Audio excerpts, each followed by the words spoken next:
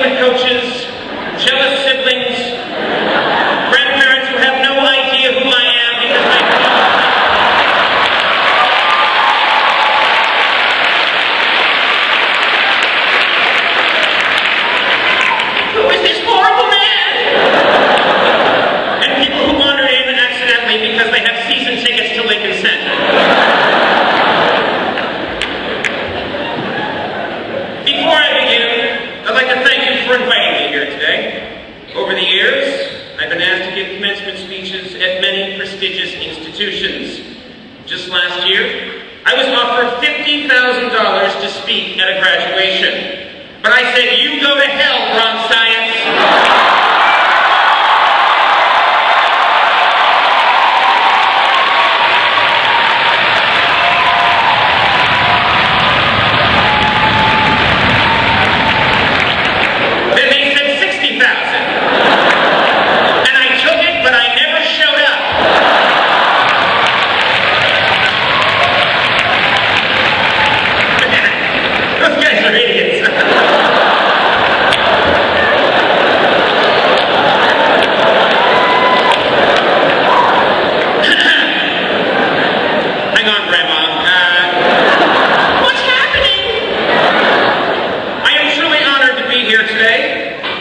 When I first got the call, no one mentioned I had to show up at 8:45 in the morning and wear a dress.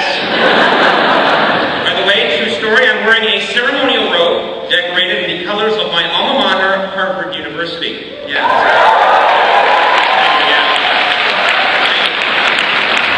I chose to wear it because it's the fastest way to let everyone know I'm a pompous, self-important jackass.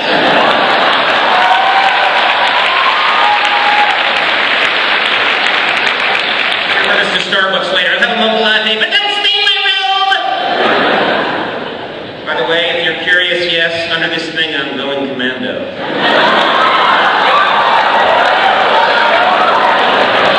As I call it commando. That was dumb. I'm especially honored because I've been told that it was the students who wanted me to be here today.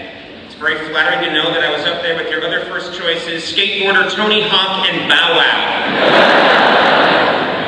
Yeah, this is a sentimental occasion for me, because I remember my own high school graduation so very well. Just like you, I sat in a large auditorium, daydreaming about experiences yet to come.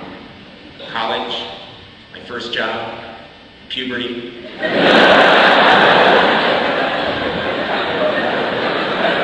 .38. Yes, I'm even reminded of something my dad said to me at my graduation. He put his hand on my shoulder, looked me right in the eye and said, I'm not your father. Then he wrapped me in his strong Samoan arms and said, don't ever call me. Yes, graduation day is a day you will never forget. Many of you have been signing notes in each other's yearbooks that you will read years from now. Things like best friends forever or keep in touch. And that's fine. But you might want to do what I did. I wrote incredibly specific, untrue memories just to confuse my friends when they look at the yearbooks 20 years from now. Greatest thing I ever did. I wrote things like, I'll never forget the time you stole those mothballs, you shoe-sniffing wild man. Or keep headbutting alligators, senor cinnamon shorts. They called me 20 years later, what does it mean? I don't know.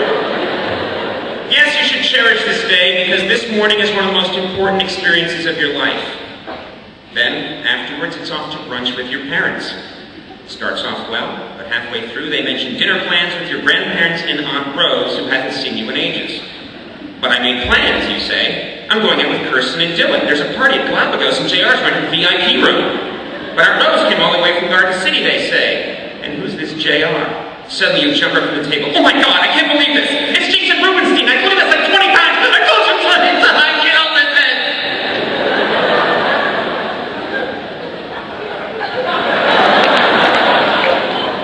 So enjoy that. Because the ceremony is so important, I've thoroughly prepared and researched your school. According to Wikipedia, which I desperately accessed.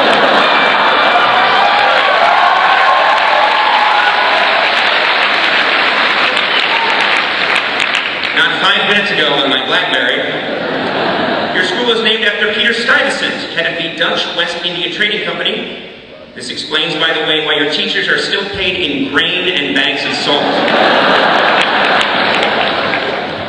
Stuyvesant, as you know, true story, is not your typical high school. In 1950, this really happened. In 1950, students at Stuyvesant tried to build a particle accelerator. By way of comparison, that's the same year my public high school discovered fire.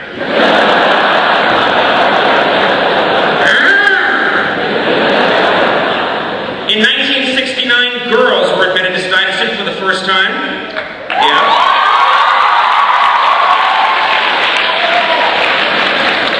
This started a new trend among the boys called showering.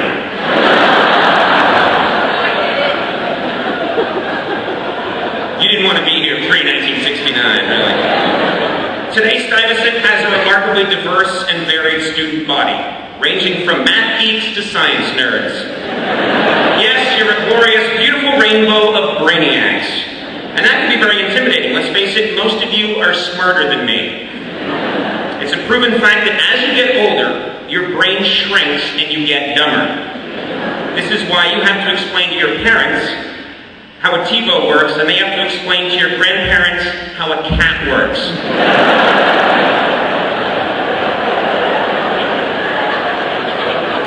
Even I've gotten a lot dumber. I graduated from Harvard 20 years ago. I'm currently reading at the 6th grade level. If anyone here spoils the ending of Charlotte's Web, I am so going to freak. So what can I tell you this morning? What advice can I give you? Well, I'll tell you what I won't do. I won't spout a lot of meaningless cliches. You know the ones, the trite phrases that pollute most commencement speeches. Reach for the stars, follow your dream, keep your eyes on the prize. No, you guys are too smart for cliches. So I'm going to give you real, concrete advice that will get you through the next 4 years of college. Number 1, most of you are going to competitive schools, so psych out the competition right away. It's simple. Here's how you do it. Show up at freshman orientation with a copy of Stephen Hawking's Brief History of Time and a black magic marker. Sit in the dining hall and start crossing out whole paragraphs of the book while yelling, "Wrong, idiot!" Try again, Hawking. I'm an ass. Number 2, rip out a picture in a magazine of a hot guy or girl and frame it. Tell people it's your boy or girlfriend who goes to Ohio Wesleyan and that your relationship is purely physical. When people ask you why she looks suspiciously like Jessica Alba, throw a hot drink in their face and run away. 3, be warned. Everyone has a weird roommate. If you don't have a weird roommate, then you're the weird roommate.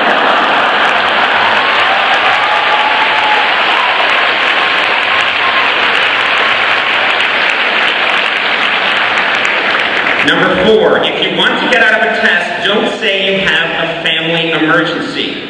Everyone says they have a family emergency in college and it never works. Say you have diarrhea. No one ever says they have diarrhea unless they do.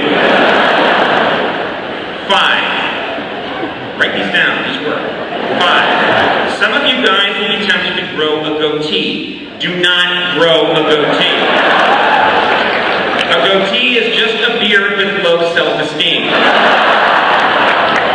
On the same note, some of you girls will be tempted to get a lower back That's totally awesome.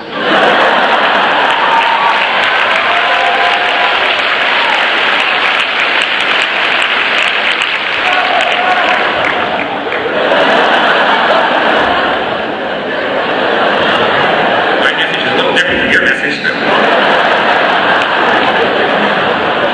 Not like me back. Number 6, people will tell you that your future depends on what major you choose. This is not true. Einstein majored in hotel management. Dick Cheney majored in modern dance. And Britney Spears wrote a thesis on socialist labor relations in post-Glasnost Poland. Superb work. All right, those were silly and a complete waste of time.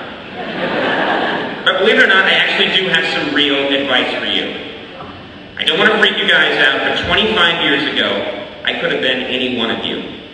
I went to a public high school, and I was a bright, ambitious, hardworking kid who wanted more than anything to go to a good college. The only problem is, I was much more interested in succeeding than in really learning. When you're a smart kid in a competitive school, it's an easy trap to fall into. So I did a lot of things in high school, not because I enjoyed them, but because I thought they'd look good on an application. I think you know what I'm talking about. I was on the debate team, hated it.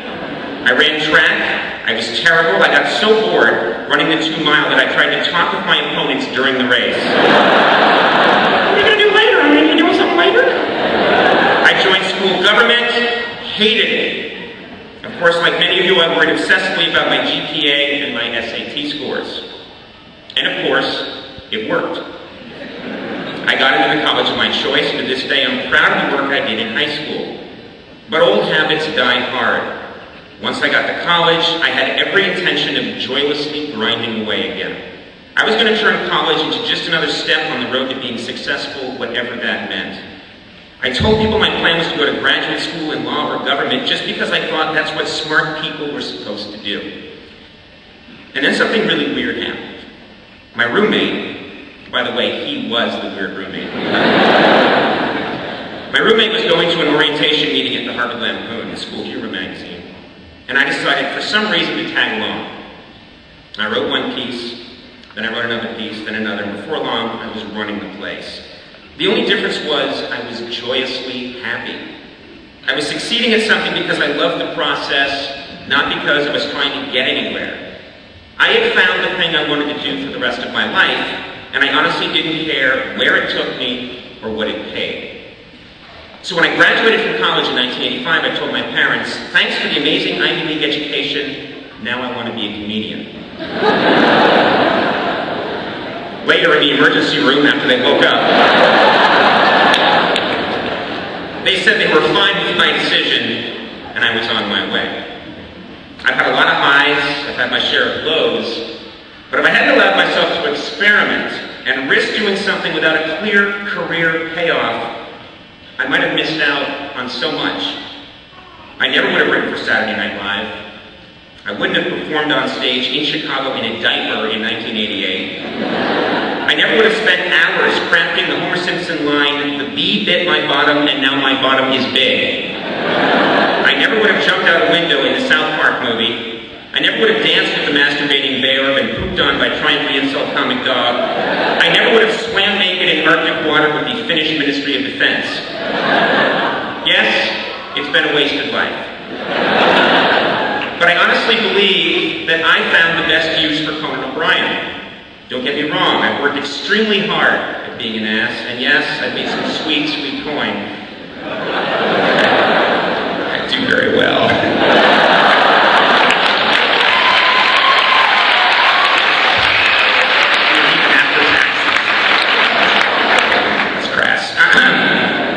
What I'm asking you to consider is that the next 4 years don't have to be just a stepping stone. You are very bright and impressive young people, but for the last 4 years, your GPA has been calculated to 2 decimal points and you've pushed yourself very hard. Many of you have succeeded because you have stuck to a very rigid and linear path, and that is fine. That's fine. All I'm asking you to do in college is to take a moment every now and then, breathe, look around you. If something intrigues you, take a small chance. You might just find your entire life you weren't planning on. It could be biophysics, could be medicine, could be puppetry, could be ultimate fighting, beekeeping, government, or whatever the hell it is Ryan Seacrest does. Don't really know what that is. The point is, at this moment, many of you have ideas of what you want to do with your lives, but for many of you, those ideas will change. And that's because you think you know who you are right now, but you really don't. Trust me, when I look back at 18-year-old Conan, it's a ridiculous sight. 6 feet 4 inches of pale skin and bone, scared of girls, squeaky voice. I'm sorry, that's 43-year-old Conan. Confusing. But life and the choices I've made have changed me in 1,000 ways. None of it would have happened if I had rigidly kept my eye on the prize or decided with great determination to follow my dream, because I didn't have the slightest idea what my dream was when I was 18. It had to find me. So enjoy the next phase of your life. Make sure you enjoy today as well. You've all achieved something pretty remarkable today, and you should be infinitely proud. Before I go, let me leave you with one last message. Tonight, many of you will party. It could get pretty rocking. All I ask is that you remember to stop for a moment, take out your cell phone, and invite me along. My home number is 212-664-3737. Seriously, I have no plans. Thank you, and congratulations.